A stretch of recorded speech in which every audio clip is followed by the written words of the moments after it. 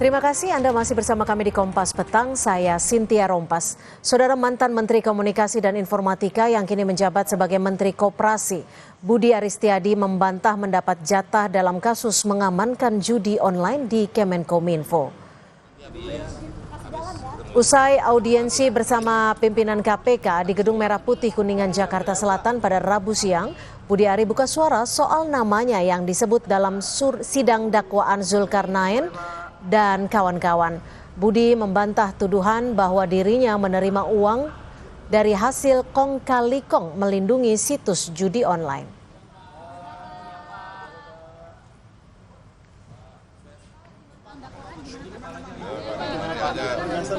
Gusti Allah boten sare, Tuhan tidak pernah tidur. Selesai. Soal manuver. Pak, ini Pak Kapolri juga katanya siap panggil Bapak kalau misalkan terbukti gitu Pak.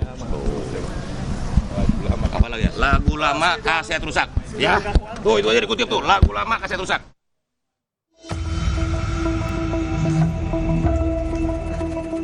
Dugaan keterlibatan mantan Menteri Komunikasi dan Informatika Budi Ari membekingi judi online mencuat. Hal ini terungkap pada dakwaan Zulkarnain Apriliantoni yang menjadi terdakwa kasus judi online. Kapolri Jenderal Listio Sigit Prabowo menyebut kemungkinan memanggil kembali Budi Ari yang pernah diperiksa sebagai saksi atas kasus judi online.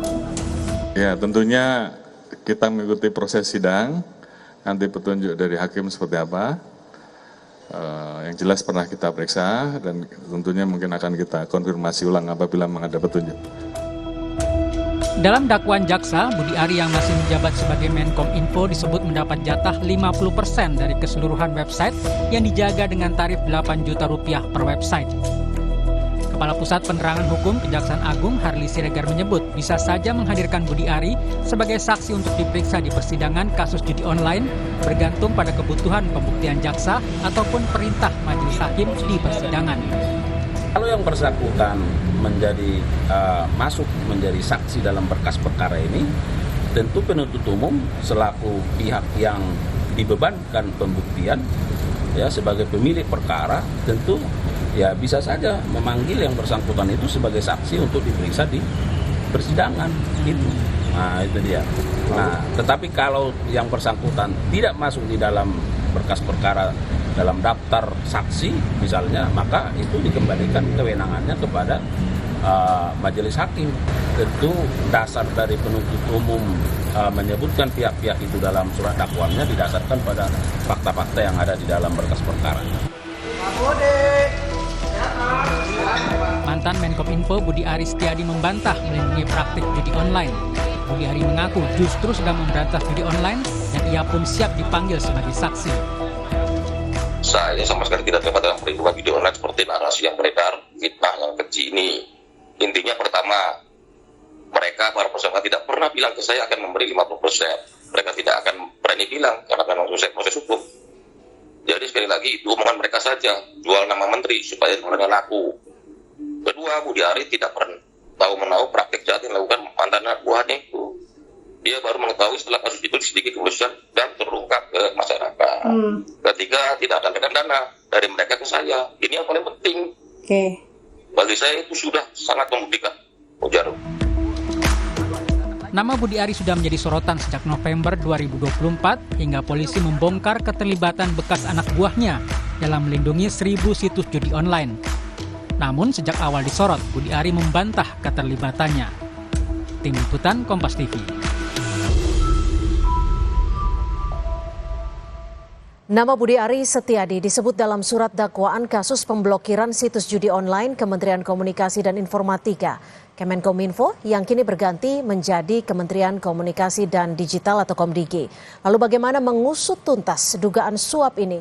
Kami akan membahasnya bersama Wakil Ketua KPK periode 2015-2019, sudah ada Bang Laude M. Syarif. Terima kasih Bang Laude sudah bergabung bersama kami di Kompas Petang.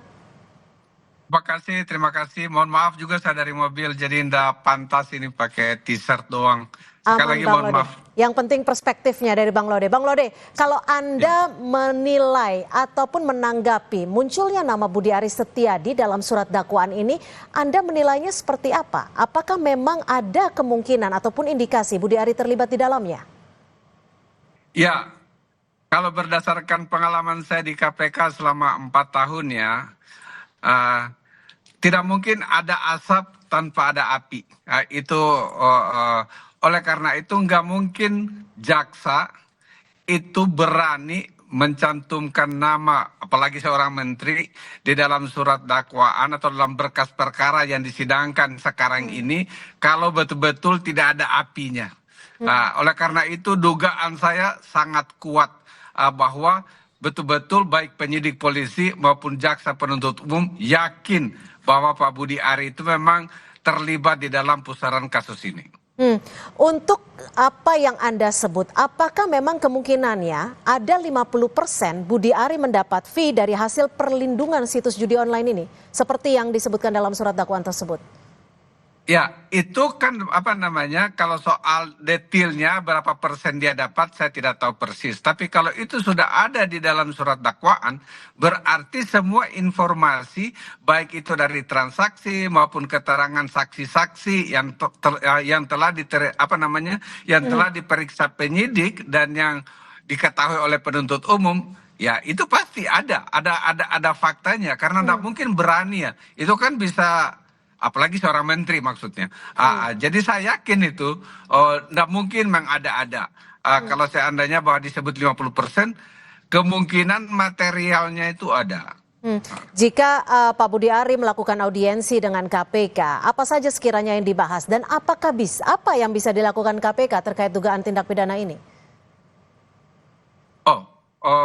Melakukan audiensi kalau menurut saya itu sekarang Pak Budi Ari menurut saya itu ya nggak boleh dulu bertemu dengan aparat penegak hukum kecuali dia diminta keterangan seperti itu. Kalau untuk audiensi itu kayaknya baik itu polisi, jaksa ataupun KPK itu harusnya nggak boleh dulu karena dia ini kan masuk namanya di dalam berkas perkara yang sedang disidangkan. Seperti itu. Menurut saya ya. Oke. Bang Laude, ini kan alat crawling Kominfo ini diduga digunakan untuk memetakan situs judi online yang dilindungi dengan memberikan fee khusus agar tidak ditutup saat itu.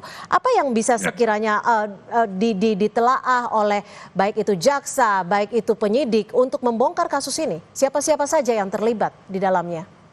Ya, saya pikir itu kan yang pertama itu adalah yang perlu adalah karena yang menutup, yang memiliki kewenangan untuk penutupan itu adalah Kementerian Informasi waktu itu. Jadi memang penyalahgunaan kewenangan itu ada pada mereka, itu yang pertama. Yang kedua yang biasanya aparat penegak hukum seperti polisi kalau mengetahui melaporkan, pasti itu bisa dikerjasamakan juga dengan aparat APH ya. Terus ada lembaga sandi negara, mereka juga punya kewenangan mengetahui. Tetapi untuk penutupan itu kan sudah diketahui bahwa lewat Kementerian Informasi waktu itu. Jadi sebenarnya memang yang punya kewenangan utama itu mereka, sehingga kalau misalnya terjadi ada suap menyuap untuk mana dipilih, mana situs yang ditutup, mana yang tidak ditutup, itu ada sama mereka. Jadi memang korupsi itu selalu kan berhubungan dengan kewenangan. Oleh karena itu, jadi memang kalau dia masuk di dalam berkas perkara namanya, saya kok sekarang ini yakinnya itu belum 100%, tapi lebih dari 75%. Bang Laude, jika Anda tadi menyebut berkaitan dengan kewenangan, apakah ini artinya dugaan keterlibatan dari Budi Ari ini juga bisa menyasar ke pejabat-pejabat lain, tak hanya di lingkungan Kemenkominfo? Ya, yang terkait kemungkinan. Jadi polisinya penyidiknya itu harus tidak boleh menutup diri hanya fokus pada satu instansi, tapi mereka harus memperluas penyidikannya itu kepada pihak-pihak yang memiliki kewenangan yang lain.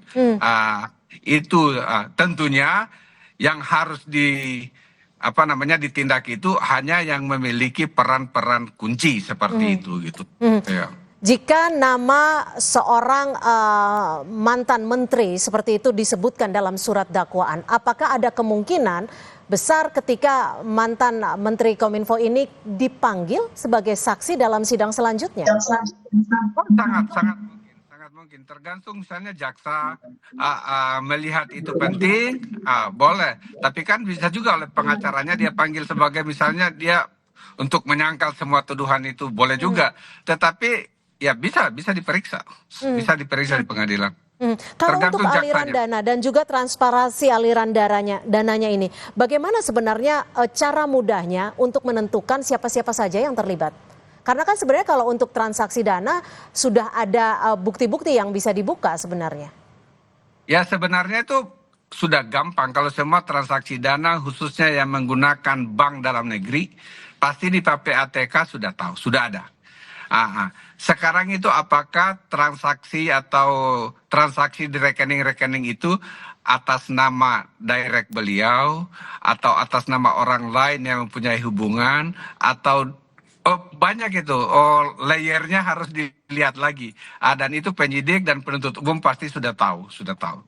Baik, kita akan Makanya nantikan. mereka berani, ini sebenarnya, makanya mereka berani mencantumkan di dalam surat tuntutan dakwaan itu. Kalau tidak ada, itu makanya saya bilang tadi, kalau tidak ada api, nggak mungkin itu ada asap.